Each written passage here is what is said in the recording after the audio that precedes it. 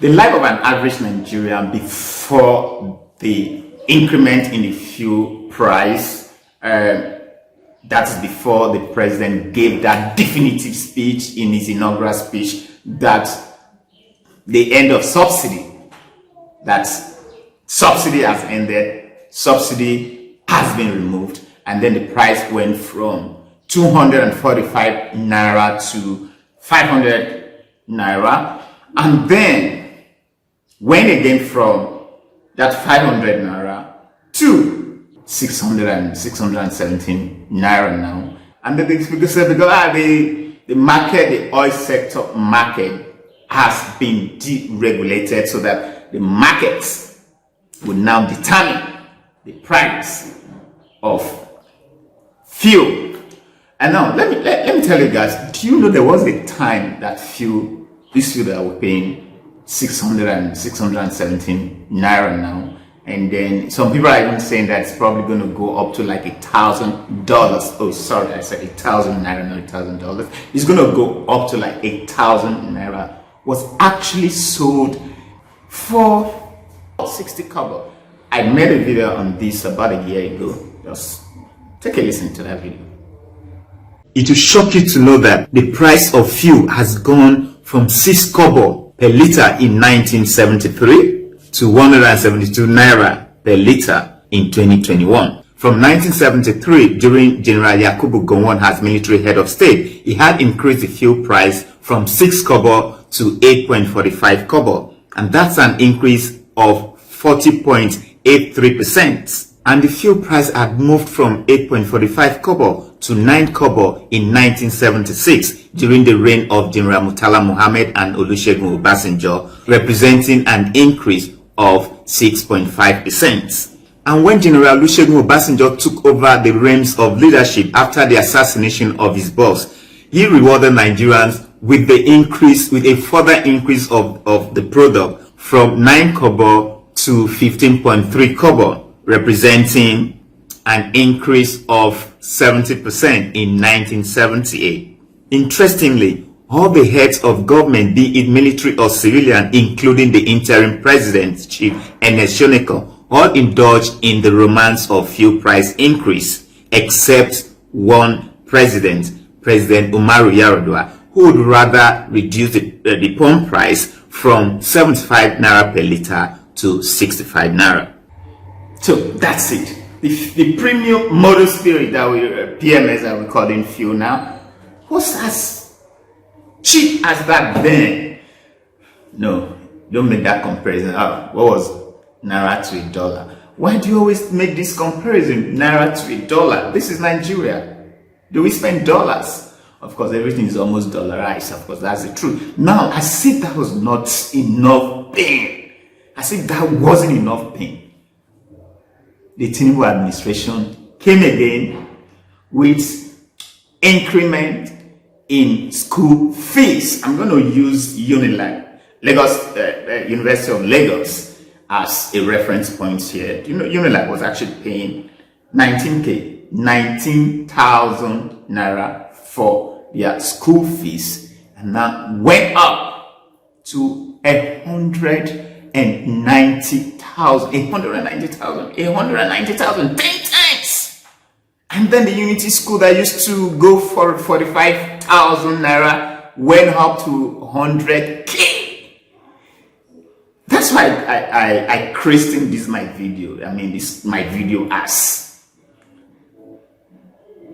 fuel price hike and the school fees, the twin evil of Tinubunomics. Twin evil of Tinubunomics, because we're still trying to deal with the fact that we are unable to buy fuel, which is like a determining factor for so many things in Nigeria, with all the trickle-down effect. Because, of course, with fuel, SMEs in Nigeria, well, of course, there's no electricity. So they need fuel. They need fuel to function. The barber shops, the vulcanizer on the street, the little petty businesses, artisans out there. They need fuel to function.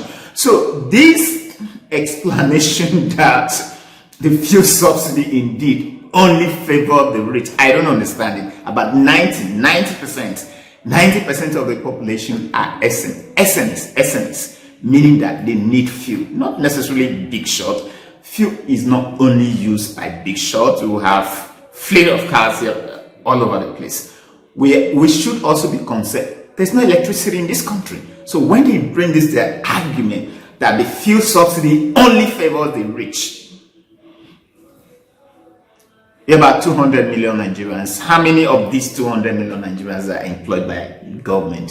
So the rest, what do you think they are doing? These are artisans, small businesses, SMEs, MSMEs, and they use fuel to function. It should be off. Anyway, that's we're probably going to go into all that much later in this video. So I welcome you to my channel. Shini's Digest. I welcome on board my new subscribers as I continue to appreciate my returning subscribers. This is the channel where we get to speak out and say it as it is, point blank, no razzmatazz, So now let's deal with this twin evil of what I term Tinubunomics.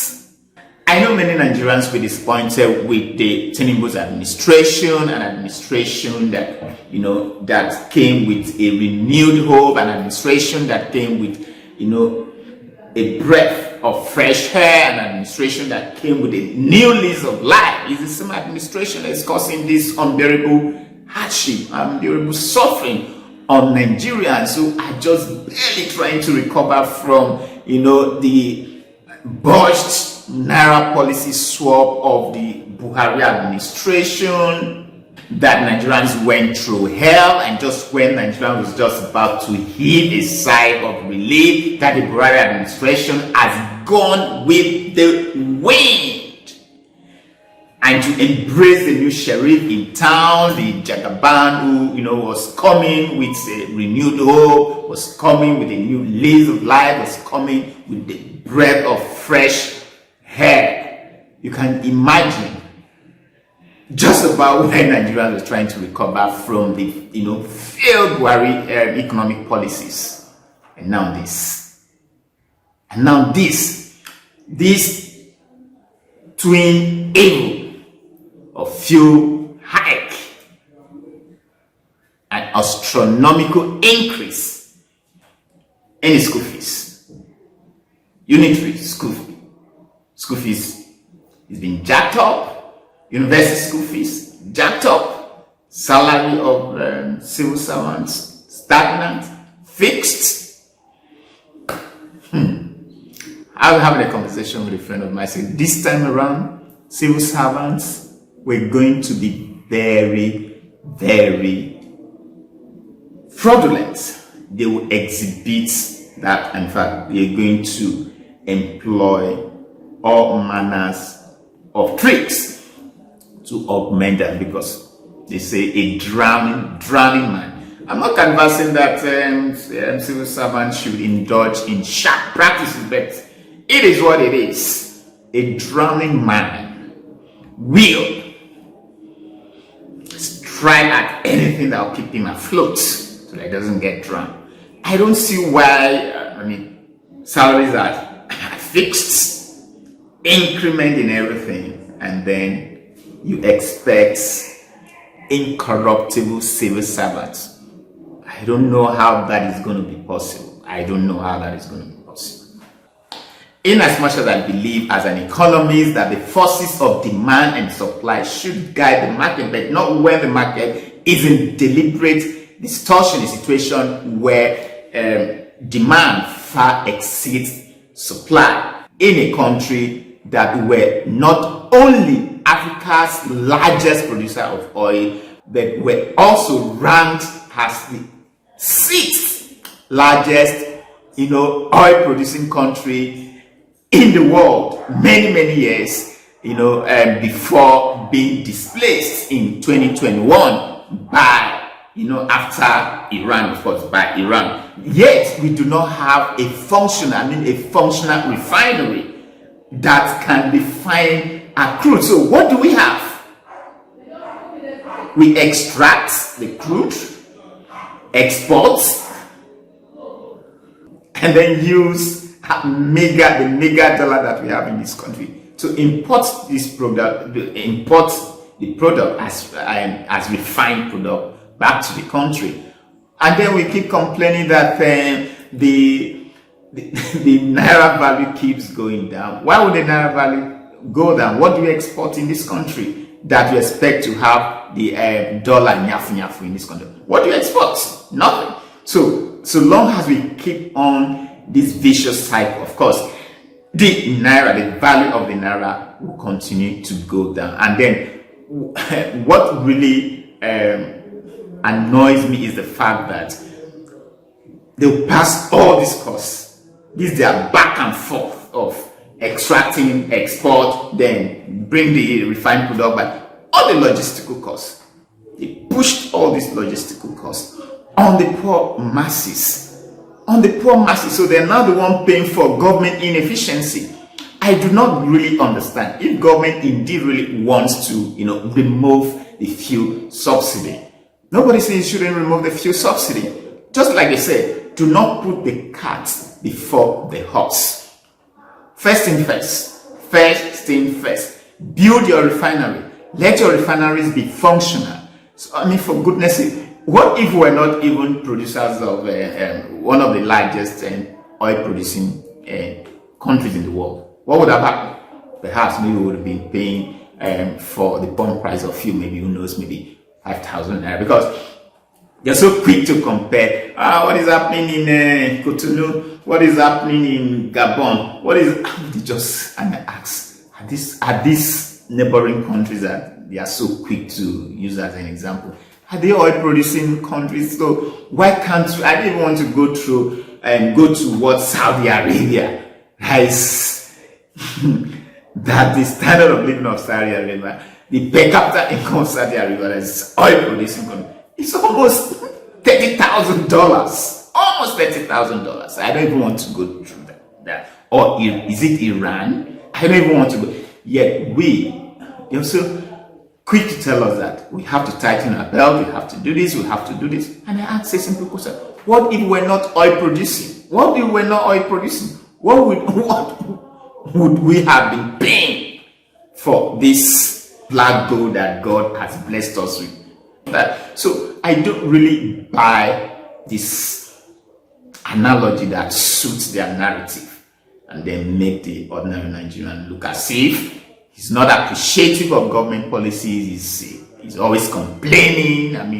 I just feel that if government cannot tidy up his own end of the bargain by ensuring that people who get paid subsidy are those who are genuinely, importing this fuel to Nigeria. So why should the poor masses be made to pay for government inefficiency? So you cannot begin to say that, okay, because the telecommunication sector was deregulated, and now we are all enjoying the benefit of that kind of deregulation, and that is same. It can never be the same, except to do the right thing. And what's the right thing? The right thing is get your refinery working. Get your refinery working, and then subsidize transportation.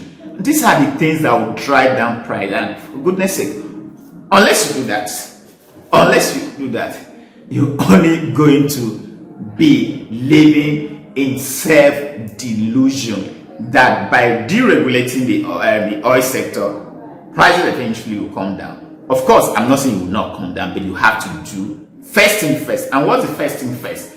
Build your refinery. This is where I draw the curtain for today. Thank you for finding the time to watch my video. If you like the content of this video, please give it a thumbs up, strike on that notification bell so that you get to be notified whenever I upload a content like this. Leave your comments down below, and do not forget to subscribe to this channel. Remain awesome while I see you pretty soon. Peace.